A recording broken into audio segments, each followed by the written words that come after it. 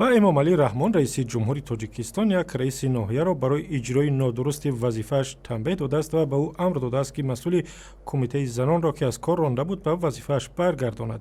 امری تنبیه گرفتن رحمتالله سفرزادارو دفتر مطبوعات ریاست جمهوری روز 24 август نشر کرد. رحمتالله سفرزاده رئیس ноҳияи خراسان اول همین ماه زیاده سلام و رئیس کمیته زنان حکومت در ноҳия را از مقامش برکنار کرد، زیرا گروهی بانوان دایره نواز به نام آچجانها هنگام استقبال президент در خراسان نادرست دایره زدند.